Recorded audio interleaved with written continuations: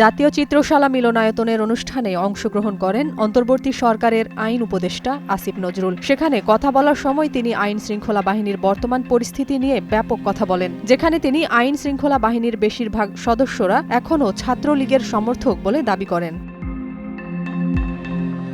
অন্তর্বর্তীকালীন সরকারের আইন ও বিচার বিভাগের উপদেষ্টা অধ্যাপক আসিফ নজরুল ২৬ জানুয়ারি জাতীয় চিত্রশালা মিলনায়তনে জুলাই অভ্যুত্থান নিয়ে ৪টি বইয়ের প্রকাশনা অনুষ্ঠানে অংশ নিয়ে দেশের বর্তমান আইন শৃঙ্খলা পরিস্থিতি প্রসঙ্গে কথা বলেন। বক্তব্যে তিনি বাংলাদেশের বর্তমান সংকটের পেছনে দীর্ঘদিনের রাজনৈতিক অস্থিরতা এবং প্রশাসনিক দুর্বলতা প্রধান কারণ বলে স্বীকার করেন।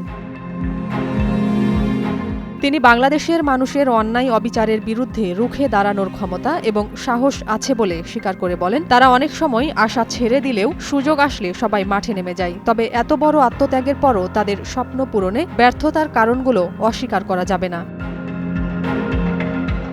বিপ্লব পরবর্তী কিছু সমস্যা থাকে উল্লেখ করে আইন উপদেষ্টা বলেন, তা কাটিয়ে ওঠার চেষ্টা করছে সরকার। গণ অভ্যুত্থান নিয়ে সবার মধ্যে যে ঐক্য ছিল, সেই ঐক্য ভবিষ্যতেও অনড় থাকবে বলে আশা প্রকাশ করেন আসিফ নজরুল।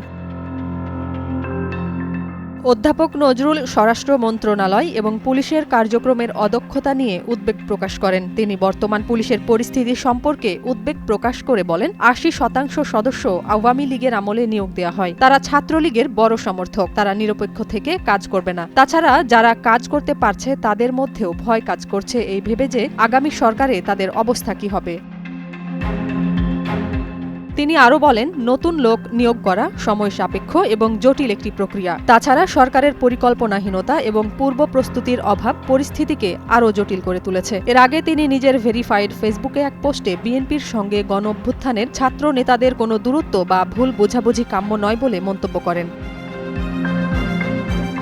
আইন উপদেষ্টার মতে বিএনপি কোনো ষড়যন্ত্রে জড়িত নয় এবং তারা ১/১১ এর মতো কিছু করতে চাচ্ছে না। তিনি আরও যোগ করেন, ছাত্র নেতারা সরকারের অংশ হিসেবে থাকবে এবং কোনো নতুন রাজনৈতিক দল গঠন করবে না বা যোগ দিচ্ছে না। আইন উপদেষ্টার মতে জুলাই ঘোষণাপত্র একটি রাজনৈতিক দলিল হবে। বিএনপি এবং ছাত্র নেতারা নির্বাচন কেন্দ্রিক বৃহত্তর সমঝোতার ব্যাপারে আগ্রহী, তবে সেটি আলোচনা সাপেক্ষে হবে। অতএব বিরোধের কোনো কারণ নেই, সবাইকে ঐক্যবদ্ধ থাকতে হবে। এছাড়া তিনি আরও উল্লেখ করেন, গণহত্যায় জড়িতদের হাতে লুটপাট করা অঢেল পরিমাণ টাকা রয়েছে। তাছাড়া তাদের রয়েছে অনেক সুবিধাবাদী গোষ্ঠী, শক্তিশালী প্রচারণা নেটওয়ার্ক এবং শক্তিশালী আন্তর্জাতিক সমর্থন। তাদের বিরুদ্ধে যদি কিছু করতে হয় তাহলে জুলাই গণ অভ্যুত্থানে শহীদ ছাত্রদের আত্মত্যাগকে স্মরণ করে ঐক্যবদ্ধ হতে হবে। আমাদের মধ্যে ভিন্নমত থাকবে, তবে তা যেন দেশের শত্রুদের জন্য উৎসাহের কারণ না হয়।